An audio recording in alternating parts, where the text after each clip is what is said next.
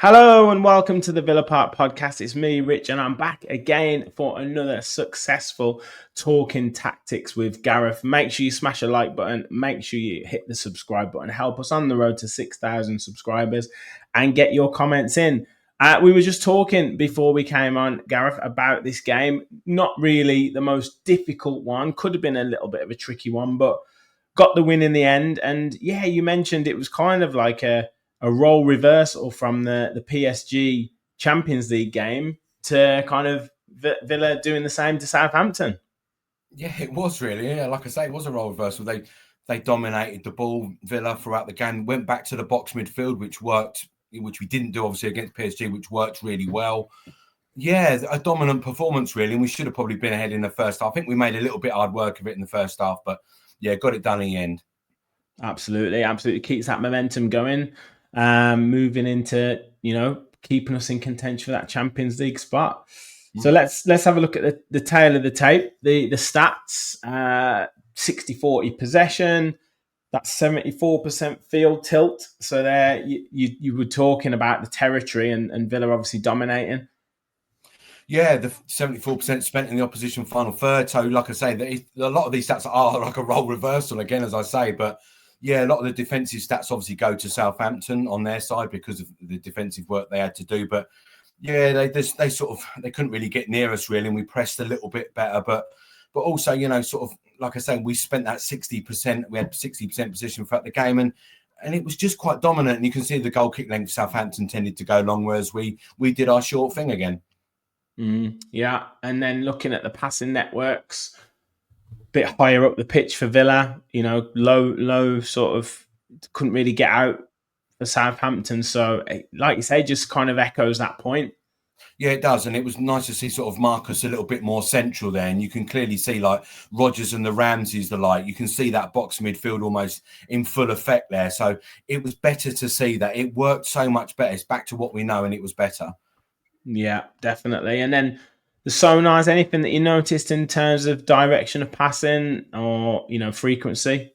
Yeah, I think just a lot higher, basically, on average, which you've just seen there, but a more sort of right-sided sort of thing. But nice to see, like, central areas as well, where obviously you can, again, see that box midfield there. It's so much better, and it works so much better for us when we've got a focal point up top, we've got that box midfield, and we can spread wide if we need to with fullbacks. Yeah, and quick look at Southampton. Obviously a lot deeper, couldn't really get out as such. I mean, do they try and play a little bit? I know under Russell Martin, they did, but I don't know what they're like nowadays. Yeah, they kind of match of the day stated on the formation as a 5-2-2-2. It wasn't really that. It was more a 3-4-2-1, if you like, very similar to our Palace try and do things. But yeah, they just couldn't string passes together or keep the ball, much like we couldn't on the other night. Yeah. XG shot map. We're seeing this is pretty much a carbon copy, but the other way of the other night. I know we keep saying it, but 25 shots, 10 on target, 7 big chances. Maybe we had more big chances than PSG, but yeah, probably should have scored a few more. Yeah, I think we should. I think you've nailed it. I think I didn't see the count at the end of the game. It was when I plotted the data, but we're looking at 3.03 XG, so we've pretty much equaled that. We've scored the 3 goals, but yeah, there were bigger chances. You can see that those big red, those big sort of circle, the XG, the higher XG chances. There's at least 3 there in the central area. So they're probably sort of 3 of the 4 big chances. So could we have got more? Yeah, probably. Well, we could have scored a penalty. Oh, we could have scored 2, but yeah. I mean, it's exactly that. Yeah. And the momentum, I guess, just sort of confirming. I mean, second half maybe Southampton had a little bit more of a go. Yeah, we kind of not sat off, but we relaxed a little bit more sort of 80 minutes onwards when the job was almost done. And then we sort of managed to get another one sort of thing. But yeah, it's a shame those 2 penalties didn't go in to make it sort of like 4, possibly 5, I guess. Take the McGinn goal away, but it would have been 4-5. Yeah, those big chances, they still bother me on these match stats every week. Yeah, yeah. And just to echo, or just to kind of highlight, it was PSG with all of the entries into the half spaces and what we call the zone 14. But Aston Villa's turn this time to kind of dominate around that penalty box.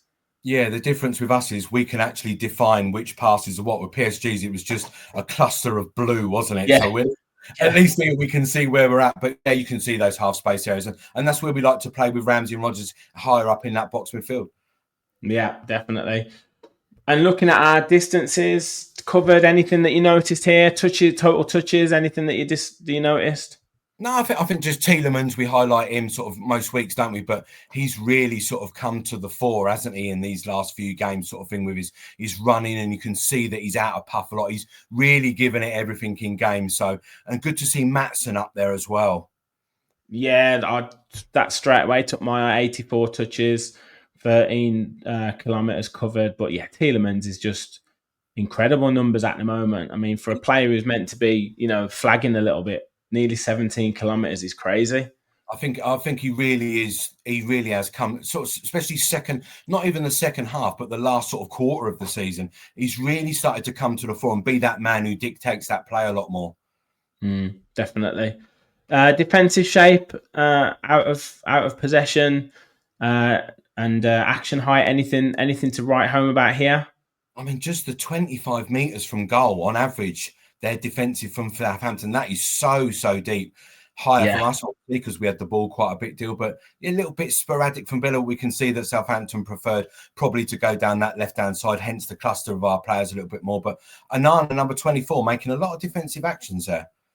Yeah, I think a lot of people and been quite impressed with him since he's come back to fitness and had another good game yesterday. And I didn't breach the subject of could he maybe feature against PSG? You said this the other night on the other pod, didn't you? And I questioned it. Now, on that display on the weekend, you would probably say, yeah, but it's a different quality of opposition and different intensity. Yeah. But I think your point still stands and it's worth thinking about. Yeah, I mean, maybe Newcastle. Maybe he comes in for that bit more physicality. Yeah. Yeah, I agree. Yeah. It's probably the better game, in all honesty. Yeah. And then just looking at the goalkeepers, nothing much really for Emi Martinez to do. But Ramsdale, did he cover himself glory? Obviously saved a penalty. Anything else? Saved 2 penalties. But obviously we got the rebound with one. But anything to sort of say for him? Yeah, I mean, it was tough for him, wasn't it? I mean, expected goals on target 3.29, and he's only managed to prevent 0.29. So it was hard for him. I don't think he was at fault. Let's be fair. Yeah. Well, we were just saying, there wasn't a great deal to really, talk about or, crazy talking points in this game. I think the substitutions made a big impact, and this is something that Unai Emery has wanted. This is what's come to the fore in the last quarter of the season, as you've said. You look at the options that he's got from the bench, and this time it was Ollie Watkins, Daniel Marl, and John McGinn all coming on and making an impact. It's just great to have this kind of game changing or game changers to come on, no matter who they are, with 20 minutes to go in a game. Yeah, and that's what you want, especially towards the end of the season. You want your best squad. You want all your players fit. Yeah, that bench, when you looked at it, on Match of the Day said it, but you looked at that bench and it was strong. And it's going to be needed because you look at the games coming up. PSG on Tuesday night. If we manage to get through that, then it's Arsenal or Real Madrid. But then in between that, you've got Newcastle, Man City, and then the semi-final of the FA Cup. So the game's coming thick and fast, and they're all incredibly important right now. Yeah, that's the thing. You're not sort of mid-table where you're just playing out games, are you? They are, like you said, you've nailed it, incredibly important games where we could really achieve something. So that squad is going to be massive.